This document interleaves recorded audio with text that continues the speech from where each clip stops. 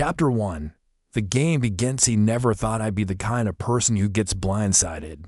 You know, the guy who doesn't see it coming. But here I am, sitting in the cafeteria with the two people I trust most in the world. And something feels off earth to you. Lara snapped her fingers in front of my face, grinning.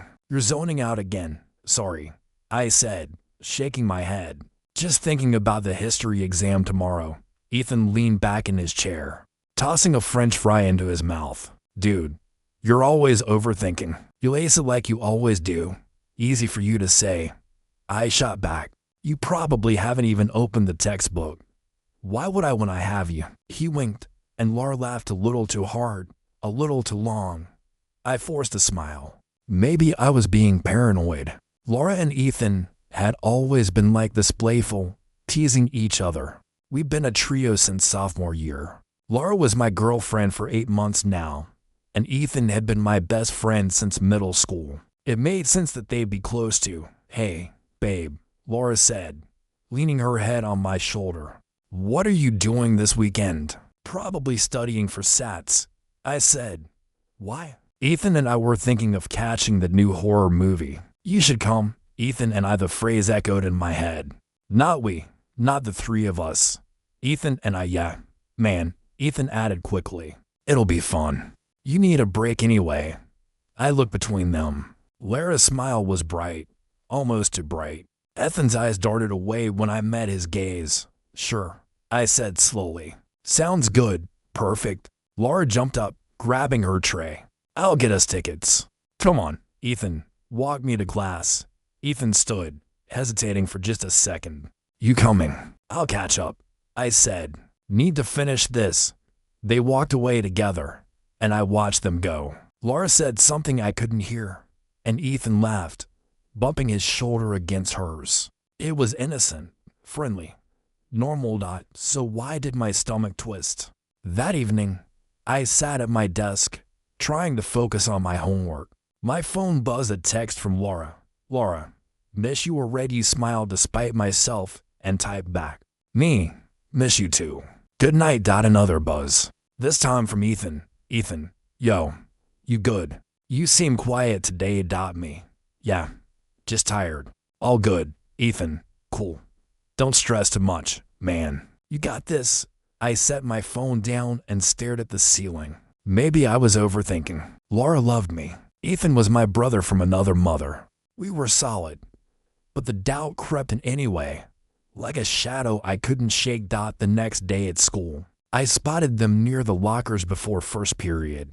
They didn't see me approaching. Lara was laughing at something on Ethan's phone, her hand resting on his arm. What's so funny? I asked, walking up behind them. Lara jumped, pulling her hand back. Oh, hey, babe, you scared me. Just showing her a meme, Ethan said, pocketing his phone quickly. Too quickly. Can I see? I asked.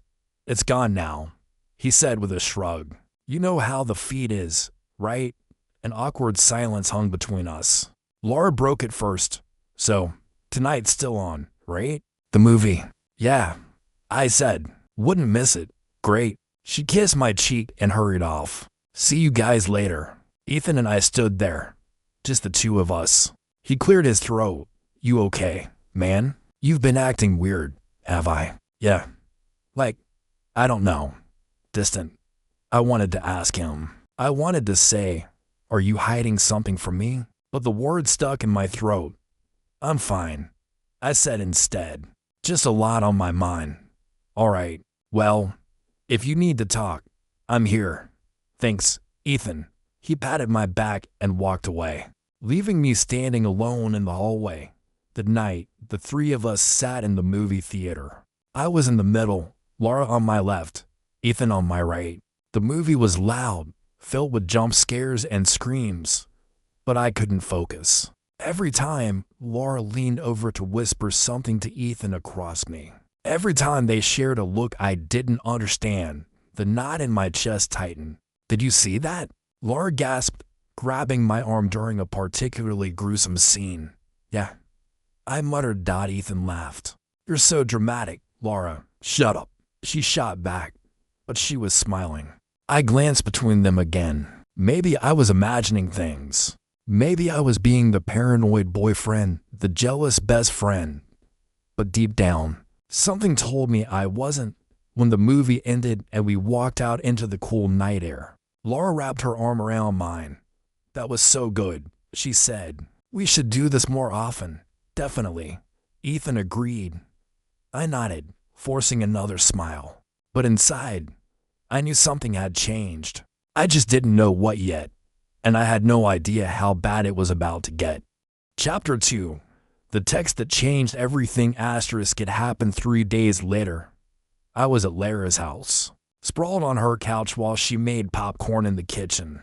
We were supposed to watch some rom-com she'd been talking about all week. Her phone sat on the coffee table, screen down. Then it buzzed out once, twice, 3 times in rapid succession. "Babe, your phone's going crazy." I called out, "Can you check it for me?" She yelled back over the microwave's hum, "It's probably just my mom." I reached for it, flipping it over. The screen lit up with notifications. "Ethan, can't stop thinking about yesterday. Ethan, when can we do that again?" "Ethan." She suspects nothing. Loamy blood went cold.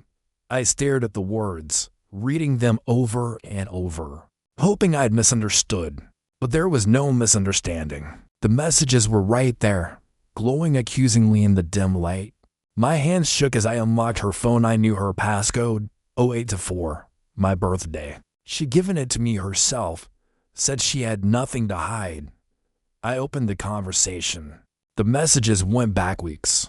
Flirty texts, inside jokes I wasn't part of. Photos of them together, when I thought Ethan was at basketball practice, and Lara was studying at the library. And then, buried in the thread from 2 days ago, "Ethan, I can't keep doing this behind his back, Lara." "Then don't think about him when you're with me, Ethan. You make it sound so easy, Lara." "It is easy. He doesn't need to know he felt sick." My chest tightened, my vision blurred. "Okay, popcorn's ready." Lara's voice cut through the ringing in my ears. She walked in, all smiles, then froze when she saw me holding her phone. "What are you doing?" I looked up at her. "What am I doing?" Her eyes flicked to the phone, and the color drained from her face. "Babe, I can explain." "Explain what?" My voice cracked. "Explain how you've been sneaking around with my best friend." "It's not like that." "Then what is it like, Lara?" I stood up, still gripping her phone. "Because these texts say something very different." She reached for the phone, but I pulled it back.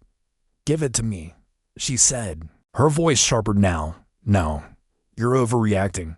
"Overreacting?" I almost laughed, but it came out bitter and broken. "You and Ethan, my best friend, have been lying to me." "For how long?" "It's not serious," she snapped. "We were just having fun." "Fun?" The word tasted like poison. "You thought humiliating me was fun?" "Nobody's humiliating you." She threw her hands up. "God, why do you always have to make everything so dramatic?" Before I could respond, my own phone rang. Ethan's name flashed on the screen. I answered, putting it on speaker. "Dude." Ethan's voice came through, tense and guilty. "Lara just texted me." "Listen, I can explain." "Explain what?" I cut him off. "That you've been stabbing me in the back." "It's not like that, man." "Then what is it like?" "Because I just read everything." Silence. "Look," Ethan finally said. "I didn't mean for it to happen. It just did. It just did." I repeated slowly. "That's your excuse? Don't make this a big deal," he said, and I could hear the defensiveness creeping into his tone. "We're all adults here." "Adults?" My voice rose. "You call sneaking around behind my back being an adult?" "You're blowing this out of proportion," Lara interjected, snatching her phone from my hand. "It was nothing. A stupid mistake. A mistake that happened multiple times." I shot back. She rolled her eyes. "Oh my God, are you seriously going to be this dramatic? We kissed a few times." That's it. That's it." My chest felt like it was caving in. "You both betrayed me, and you're acting like I'm the problem for being upset." "You know what?" Ethan's voice turned cold. "Maybe if you weren't so boring." She wouldn't have looked elsewhere. The line went dead. I stood there, staring at my phone, then at Lara. She wouldn't meet my eyes. Get out, she said quietly. What? I said get out. You're ruining everything. I laughed a hollow, broken sound. I'm ruining everything. Just go. So I did.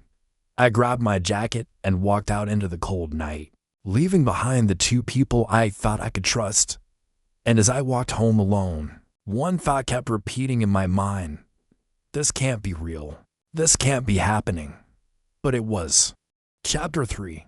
Shattered asterisk. I didn't sleep that night. I lay in bed, staring at the ceiling, replaying every moment, every laugh, every touch. Every time they said they were busy when maybe they were together, my mind wouldn't shut off. How long had this been going on? Was I really that blind? That's stupid. My phone buzzed throughout the night. Messages from Ethan, from Lara. I didn't read them. I could in single quotes the dot by morning. My eyes burned and my head pounded. But I dragged myself to school anyway. What else was I supposed to do? Hide. I saw them in the parking lot. Lara and Ethan stood by his car, talking in hushed voices. When Ethan spotted me, he straightened up, his expression guilty. Lara didn't even look my way. I kept walking, head down, hands shoved in my pockets. Hey, wait up. Maria's voice called behind me. I turned. Maria Chen, one of the few people at school who actually seemed genuine, jogged to catch up. We'd had a few classes together, shared notes a couple times, but we weren't close. You okay? She asked, falling into step beside me. You look like you didn't sleep. I'm fine. You're a terrible liar. I glanced at her. She had this way of looking at people direct, honest, like she actually cared. Just rough night. I muttered, want to talk about it? Not really. She nodded. Fair enough. But if you change your mind, I'm around. Thanks, Maria. She gave me a small smile and headed toward her locker. I continued to mine, trying to ignore the whispers that seemed to follow me down the hall. Did people already know? Had Lara and Ethan told someone? Or was I just being paranoid again? Lunch was torture. I sat alone at a corner table, picking at food I couldn't taste. Across the cafeteria, Lara and Ethan sat with their usual group laughing, acting like nothing had happened, like I didn't exist. Mind if I sit? Jamal dropped into the seat across from me before I could answer. Jamal Foster. Basketball player. Popular. The kind of guy who knew everyone and somehow stayed neutral in all the drama. Sure, I said. He unwrapped his sandwich, studying me. So, heard some stuff. My stomach dropped. What stuff? About you, Lara, and Ethan. He took a bite. True. I set down my fork. Depends what you heard. That they hooked up behind your back. Multiple times. I closed my eyes. Who told you? Does it matter? He shrugged. Half the school's talking about it. Great. I pushed my tray away. Just great, for what it's worth. Jamal said. That's messed up. Ethan's supposed to be your boy. Yeah. Supposed to be. We sat in silence for a moment. Then Jamal leaned forward.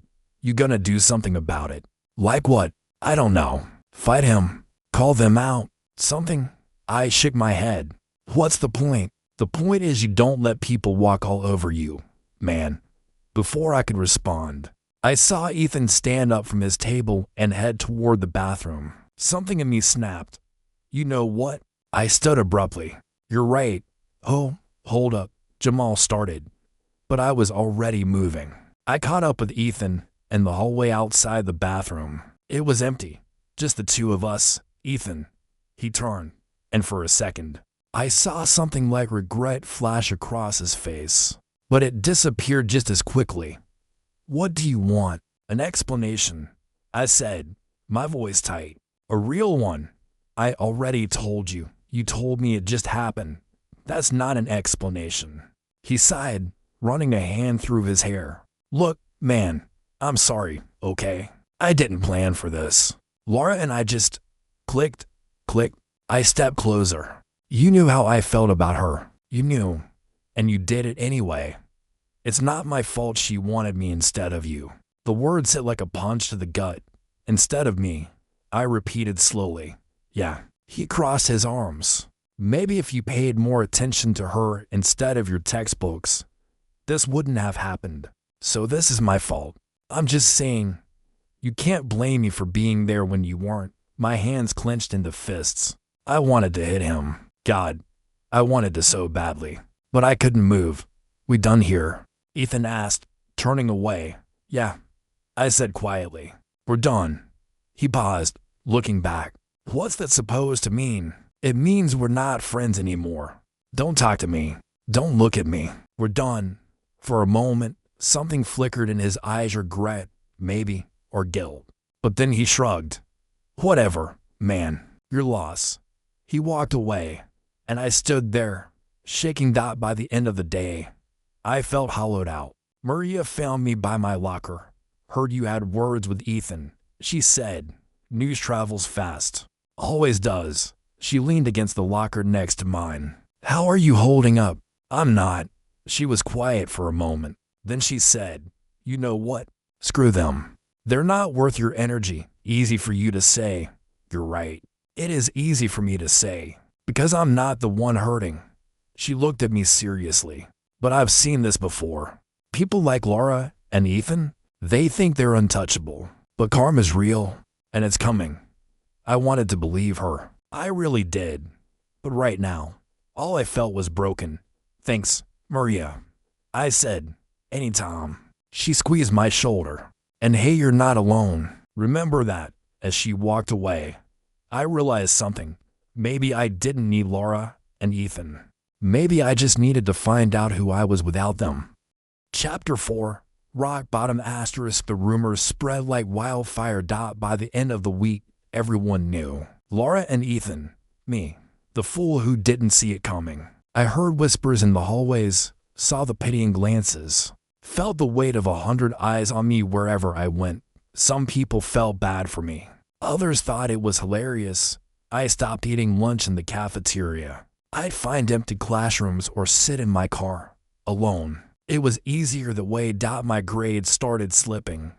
I had always been the straightest student, the one teachers could count on. But now, I couldn't focus. Every time I tried to study, my mind wandered back to them, to the texts, to Ethan's words. Maybe if you paid more attention to her. Was he right? Was this my fault? My history teacher, Mrs. Patterson, pulled me aside after class one day. Is everything all right? She asked, concern in her eyes. Your last 2 quizzes were not like you. I'm fine, I lied. You know you can talk to me if something's going on. I said I'm fine. She didn't push. But I could see the disappointment on her face as I walked away. At home, things weren't any better. My mom noticed immediately. Mothers always do. Sweetie, you've barely touched your dinner, she said one evening, watching me push food around my plate. Not hungry, I mumbled. My little sister, Ava, looked up from her own plate. She was only 12, but she was sharp. Sharp? Did something happen at school? She asked. Ava, let your brother eat, Mom said gently. I'm just asking. It's fine, I snapped, louder than I intended. Can everyone just leave me alone? The table went silent. Ava's eyes filled with tears. Mom's expression shifted from concern to worry. I felt like garbage, but I couldn't take it back. I'm sorry, I said quietly, standing up. I need to be alone. I left the table and went straight to my room, closing the door behind me. My phone was full of unread messages. Mom, honey, please talk to me, Eva. I'm sorry if I made you mad. Maria, checking in. You okay? Jamal, yo, haven't seen you around. Hit me. Oopie ignored them all. The only messages I couldn't ignore were the ones from Lara and Ethan. They kept coming, days after everything fell apart. Lara, can we please talk? Lara, you're making this harder than it needs to. Lara, I miss you, Ethan. Dude, this silent treatment is childish. Ethan, we need to clear the Erethan. Fine. Be the way you wanted to block them. Delete their numbers. Erase them from my life. But I couldn't. Some part of me, some stupid, masochistic part kept checking their messages. Kept torturing myself with their words. One night, it all became too much. I was lying on my bed, staring at a picture on my desk. It was from last summer, me, Lara, and Ethan at the beach. We looked so happy, so carefree. How did we get from there to here? My chest tightened. My breathing got shallow. I felt like I was suffocating. Before I knew what I was doing, I grabbed the picture frame and hurled it across the room. It smashed against the wall, glass shattering everywhere.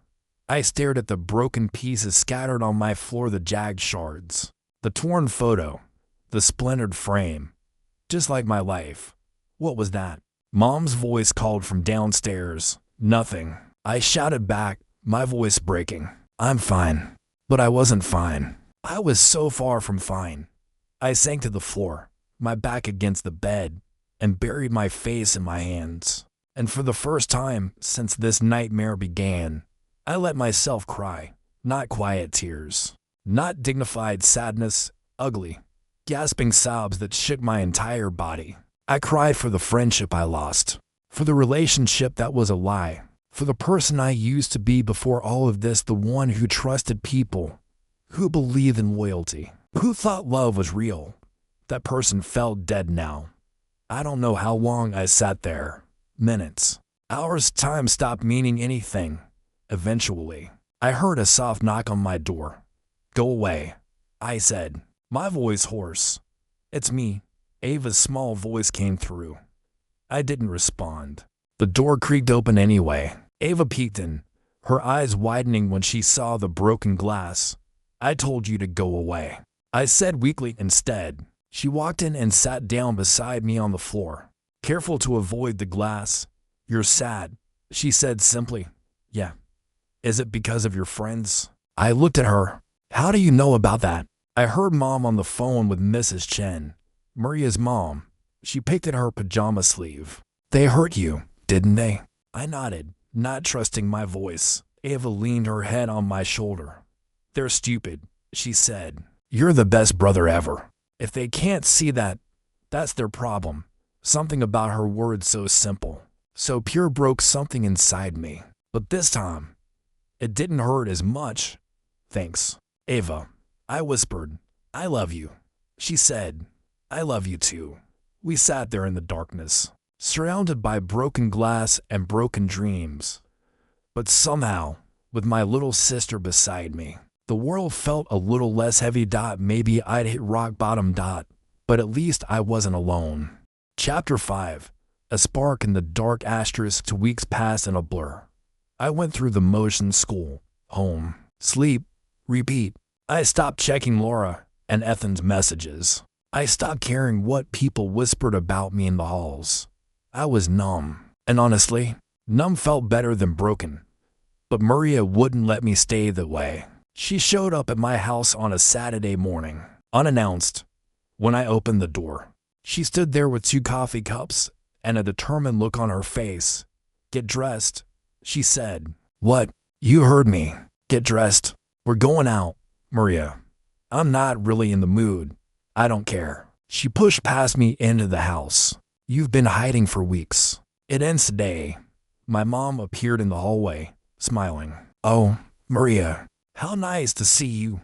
Hi, Mrs. Brooks, Maria said cheerfully. I'm kidnapping your son for the day. Hope that's okay. Mom's smile widened. Perfectly okay. He needs to get out of this house. Mom, go, she said firmly. Shower. Change. Don't make Maria wait. I looked between them, realizing I was outnumbered. Fine, I muttered. Give me 10 minutes. Maria drove us to the park across town, the one with the lake and hiking trails. It was quiet, peaceful, the kind of place where you could actually think. We walked in silence for a while, sipping our coffees. Finally, Maria spoke. You know you can't hide forever, right? I'm not hiding. You are. And I get it. She glanced at me. What they did was terrible, but you're letting them win by shutting down. What am I supposed to do, Maria? Pretend everything's fine? No, but you can stop punishing yourself. She stopped walking, turning to face me. This wasn't your fault. You know that, right? I wanted to believe her, but Ethan's words still echoed in my head. Maybe if you paid more attention, I keep thinking. I said quietly. Maybe if I'd been different, this wouldn't have happened. Stop. Maria's voice was sharp. Don't do that to yourself. Lara and Ethan made their choices. They're horrible, selfish choices. That's on them, not you. Then why does it feel like my fault? Because you're a good person who actually cares about people, she sighed. And good people always blame themselves when bad people do bad things. We started walking again. The sun filtered through the trees, casting dancing shadows on the path. You know what helped me? Maria asked. Helped you with what? When my ex cheated on me last year. I stopped. I didn't know. I don't really talk about it, she shrugged. But yeah, same situation. He cheated with someone I thought was my friend. Broke my heart, made me question everything. What did you do? I let myself feel it.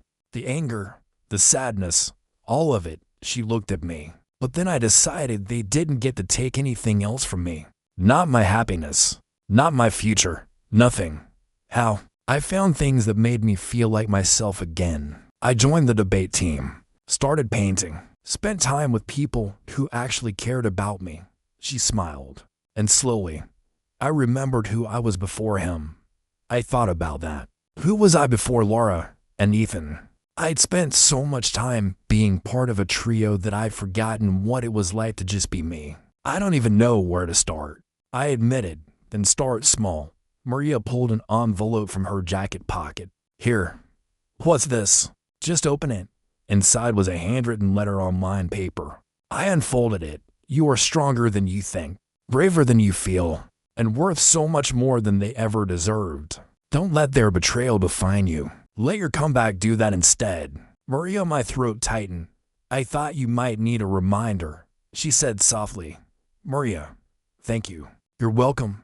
She bumped her shoulder against mine. Now come on. Jamal's meeting us for lunch, and he'll kill me if we're late. Jamal? Yeah. He's worried about you too. You've got more people in your corner than you realize. As we walked back to the car, something shifted inside me. The numbness started to crack, and underneath it, I felt something I hadn't felt in weeks. Maybe I wasn't ready to be okay yet, but maybe, just maybe, I could start trying. Chapter 6. Turning the tables. Lunch with Jamal turned into a regular thing. The three of us, me, Maria, and Jamal started hanging out more. At first, I felt like a third wheel, tagging along with people who had their own lives. But they made space for me. They checked in. They cared. And slowly, I started caring again. One Monday morning, Maria cornered me by my locker. I signed us up for something, she said, grinning. That sounds ominous. The debate competition. Regional championships. It's in 6 weeks. Maria, I can't. Yes, you can. She crossed her arms. You're smart, you're articulate, and you need something to focus on that isn't your ex and your former best friend. I've never done debate before. Neither had I until last year. Mr. Sanchez is a great coach. Plus, she leaned in conspiratorially. Maya Patel is on the team. Who's Maya Patel? Only the most competitive, intense, brilliant debater in the entire school. Maria's eyes sparkled. She's going to push you in ways you've never been pushed. Trust me, you need that right now. Against my better judgment. I said yes. I met Maya that afternoon in Mr. Sanchez's classroom.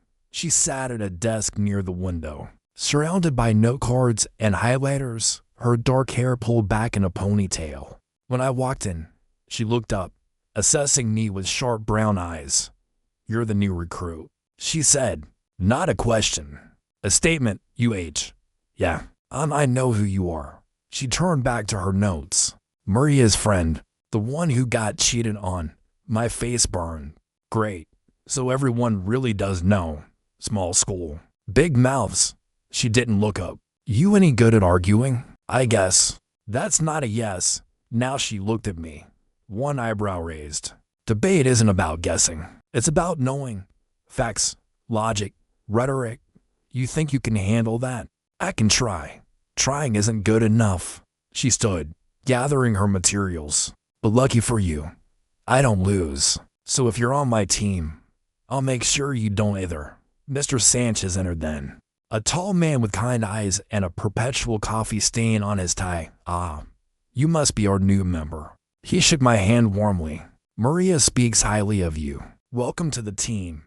Thanks, Mr. Sanchez. Fair warning, he said with a smile. Maya doesn't go easy on anyone, but she'll make you better. I promise. Maya smirked.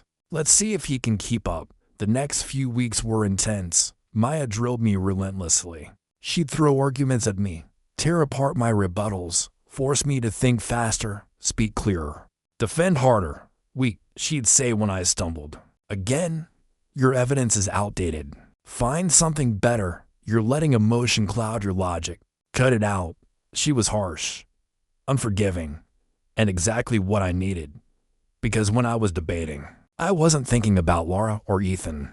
I wasn't replaying their betrayal or wondering what I did wrong. I was just present, focused, alive. One evening after practice, Maya and I sat on the steps outside school, waiting for our rides. You're getting better, she said, scrolling through her phone. Was that a compliment? Don't let it go to your head. But she smiled. Seriously though, you've improved a lot. Thanks. You're a pretty tough coach. I have to be. Mediocrity doesn't win championships. I laughed. Is that your life motto? Maybe. She set her phone down, looking at me. Can I ask you something? Sure. Why do you join debate? Maria said you needed a distraction, but there are easier ways to distract yourself. I thought about it. Honestly, I needed to prove something to myself. Prove what? That I'm not the weak, pathetic guy everyone thinks I am. The words came out before I could stop them. That I'm more than what happened to me. Maya nodded slowly. You know what I think? What? I think you were never weak. You just trusted the wrong people. She stood, slinging her bag over her shoulder. But trust, that takes strength. So don't confuse kindness with weakness. My mom's car pulled up before I could respond. Maya waved as I got in. See you tomorrow, she called. And read chapters 4 through 6 tonight. We have a mock debate at 8 a.m. I groaned. But I was smiling. At school, things were shifting. Word got around that I was on the debate team. That I was doing well. That I wasn't just the guy who got cheated on anymore. I was the guy who was moving forward. I saw Lara and Ethan less and less. They'd started sitting with a different crowd at lunch. Their laughs sounded forced. Their smiles looked tired. One day, I passed Ethan in the hallway. He looked like he wanted to say something, but I walked right past him. He didn't exist to me anymore. Maria found me after school one Friday, practically bouncing with excitement. Did you hear? Hear what? Lara and Ethan had a huge fight in the parking lot. She pulled out her phone, showing me a text thread. Apparently things aren't going so well in paradise. I glanced at the messages. According to the gossip, Ethan had been flirting with someone else. Lara was furious. They'd screamed at each other in front of everyone. Karma, Jamal said, appearing behind us. Told you it was coming. I should have felt satisfied, vindicated, something. But all I felt was nothing. Good for them, I said, handing Maria's phone back. She blinked. That's it. No victory dance? They're not worth my energy, I said, and I meant it. Maria grinned. Look at you, all grown up and mature. Jamal clapped me on the back. Proud of you, man. As we walked out together, I realized something. I was taking my life back, and it felt incredible. Chapter 7, The Fallout *, the rumors about Lara. An Ethan's fight spread faster than the original betrayal. By Monday morning, everyone had a version of the story. Some said Ethan cheated on Lara with a girl from another school. Others said Lara caught him texting his ex. A few claimed they'd been fighting for weeks and finally exploded. I didn't ask for details. I didn't need to know. But the universe had other plans. It started with a screenshot. Someone nobody knew who posted a conversation between Ethan and another girl to the school's anonymous gossip page. The messages were dated from 2 weeks ago, right when Ethan and Lara were supposedly in love. Ethan, yeah, she's just temporary lol girl. So you're using her? Ethan, I mean she was using her BF, so fair game, right? Girl, you're terrible. Ethan, Whatever. She's fun for now. Post went viral within hours. By lunchtime, the entire school had seen it. The comments section was ruthless. Karma's a bitch. He did the same thing to his best friend SMH. They both deserve each other. Wait, wasn't she dating someone else before Ethan? Messy. I saw it during debate practice when Maya showed me her phone. Have you seen this? She asked. I read the messages, and something twisted in my chest. Not jealousy, not anger. Relief. Double quotes. Good, I said, handing her phone back. Now people know what kind of person he really is. You okay? Maya asked, studying my face. Yeah, and I'm in it. I'm okay. Lara tried to talk to me that afternoon. I was at my locker, packing up for the day, when I felt someone approach. I turned, and there she was, eyes red, mascara smudge, looking smaller than I had ever seen her. Can we talk? She asked quietly. No, please. Just 5 minutes. I closed my locker, facing her. What could you possibly have to say to me? I'm sorry. Her voice cracked. I'm so sorry. I made a mistake. A mistake. I almost laughed. You made a choice, Lara. Multiple choices. Every single day you decided to lie to me. I know. I know I messed up. Tears spilled down her cheeks. But Ethan, he played me. He was using me the whole time. And I was too stupid to see it. And you want me to feel bad for you? No. She wiped her face. I just want you to know that I regret everything. That I wish I could take it all back. I stared at her. This girl who I'd trusted, who I'd loved, who I'd planned a future with. She looked like a stranger now.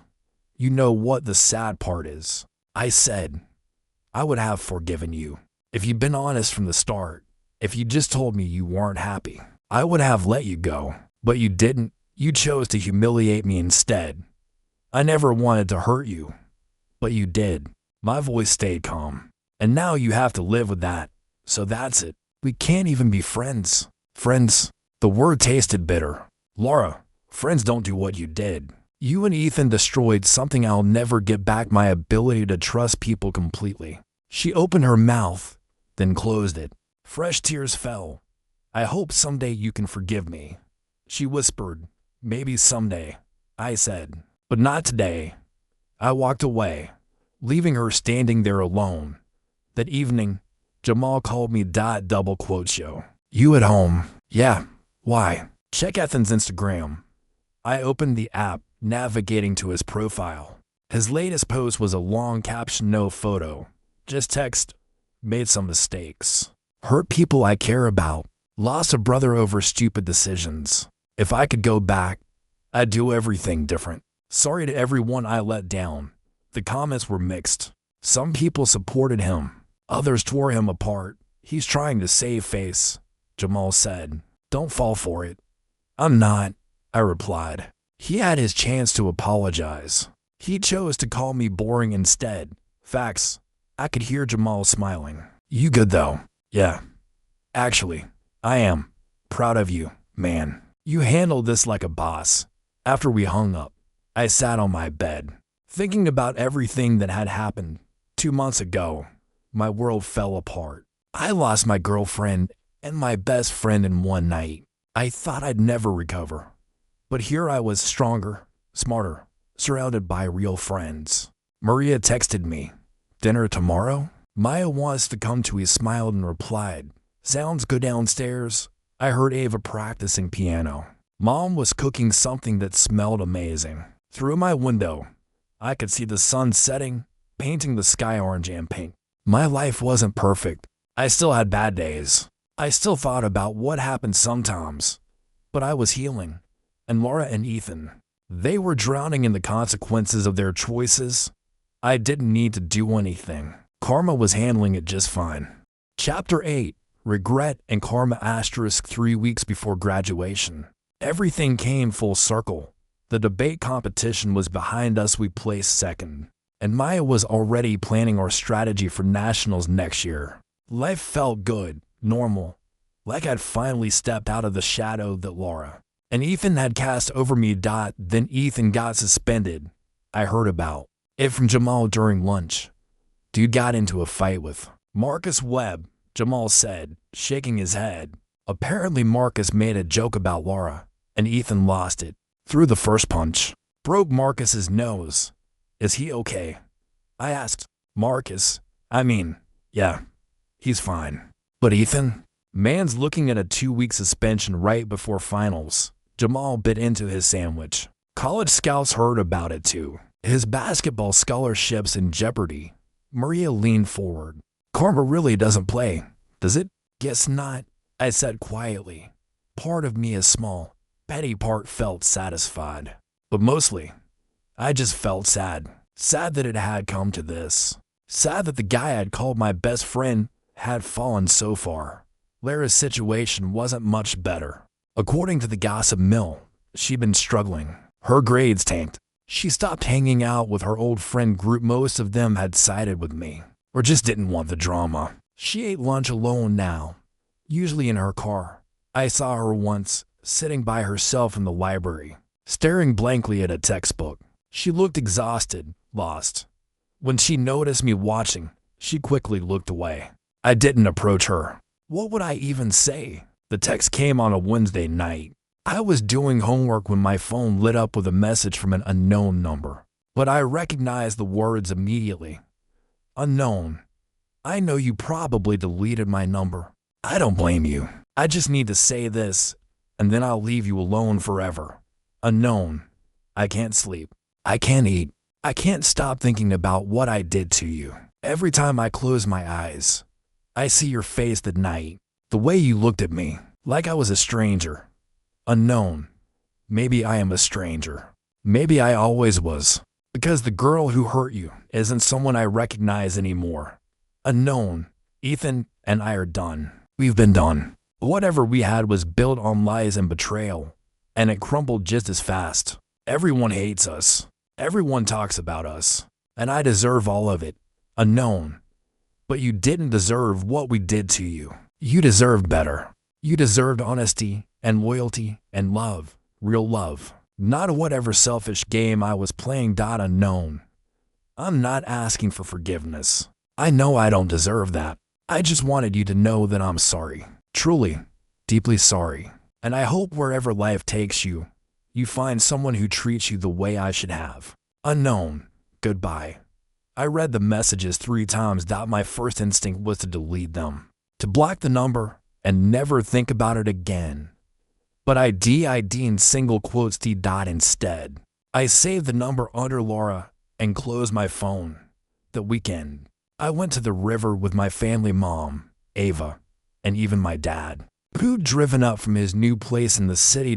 We had a picnic, threw rocks into the water, and laughed about nothing and everything. At one point, I found myself standing at the edge of the water, holding something I'd brought with me, the torn photo from the night I'd smashed the frame. I kept it all this time, tucked away in my desk drawer. Me, Lara, and Ethan, smiling like we had forever. You gonna throw that in? Ava asked, appearing beside me. Yeah, I said. I think it's time. Good. She picked up a rock. On 3. I smiled. On 3. 1, 2, 3. We threw them together, the photo and the rock, watching them disappear into the current. Ava slipped her hand into mine. Feel better? Yeah, I said, surprised to find it was true. I really do. As we walked back to join our parents, I felt lighter, free. The past was gone. Lara and Ethan were gone, and I was finally ready to move forward. Chapter 9. New beginnings. Graduation day arrived with perfect weather, clear skies, warm sun, a gentle breeze that felt like a promise of something better. I stood in line with my classmates, wearing the blue cap and gown, waiting to walk across the stage. Around me, people chatted excitedly about college plans, summer trips, the future. For the first time in months, I felt excited too. Can you believe we're actually graduating? Maria said, adjusting her cap beside me. Feels surreal, I admitted. You ready for state university in the fall? I think so. You? Born ready, she grinned. Maya's going there too, you know. I know. I talked to Maya about it last week. We'd even discussed continuing debate together. She likes you, Maria said casually. I blinked. What? Oh, come on. You can't be that oblivious. She elbowed me. The girl spends every free moment with you. She laughs at your terrible jokes. She saved you a seat at every competition. We're just friends for now. Maria's smile was knowing. But trust me, there is something there. Before I could respond, Jamal appeared behind us. Squad's all here. He threw his arms around both our shoulders. Can't believe this, is it? It's not the end, Maria said. Just a new chapter. Look at you being all poetic. Jamal teased Dot as we joked around. I glanced across the crowd. Ethan stood near the back, alone. Our eyes met for a brief second. He looked like he wanted to say something, maybe wave. Maybe apologize one more time. I looked away first. Some bridges were meant to stay burned. The ceremony was long but meaningful when they called my name. I walked across that stage with my head high. My family cheered from the audience, Mom, Dad, Ava screaming the loudest. As I shook the principal's hand and received my diploma, I thought about how far I'd come. 6 months ago, I was broken, lost, convinced I'd never be whole again. But here I was, graduating with honors, surrounded by real friends, ready for whatever came next. After the ceremony, we gathered outside for photos. Mom cried happy tears while taking a million pictures. Dad clapped me on the back, pride in his eyes. Ava hugged me so tight I could barely breathe. I'm so proud of you, Mom said, cupping my face. You've grown so much this year, thanks, Mom. We're going to dinner to celebrate, Dad said. Anywhere you want, actually. I said, can Maria and Jamal come too? And Maya? Mom's smile widened. Of course. The more the merrier. I found Maya standing under a tree, scrolling through her phone. She looked up when I approached, a smile lighting up her face. Hey, graduate, she said. Hey yourself. I hesitated. So, my family's going to dinner. Want to come? Really? Yeah. Maria and Jamal are coming. It'll be fun. She studied me for a moment, then nodded. I'd like that. As we walked back toward my family, Maya pulled something from her bag. I got you something, she said, handing me a small envelope. You didn't have to, just open it. Inside was a card with a quote printed on the front. The best revenge is living well. I laughed. Very on brand for you. Read the inside, she urged. I opened it. Her handwriting was neat, precise. When you joined debate, you were running from something. But somewhere along the way, you started running towards something instead. Watching you transform has been incredible. I'm proud to call you my friend Dan. I hope you'll consider being more than that someday. No pressure. Just think about it. Maya, my heart stuttered. I looked up at her. She was biting her lip, nervous in a way I'd never seen her before. Maya, you don't have to say anything now, she said quickly. I just wanted you to know that I see you, the real you, and I like what I see. For months, I'd convinced myself I'd never trust anyone again, never open my heart to someone new. But standing here with Maya, everything felt different, lighter, possible. Can I take you to coffee sometime? I asked, like, just the two of us. Her smile was radiant. I'd love that at dinner. We filled an entire table, my family, Maria, Jamal, and Maya. We laughed until our sides hurt, shared embarrassing stories, made toast to the future. Ava sat between Maya and me, grilling Maya about her college plans. Maya answered patiently, occasionally catching my eye with an amused smile. I like her, Ava whispered to me when Maya went to the bathroom.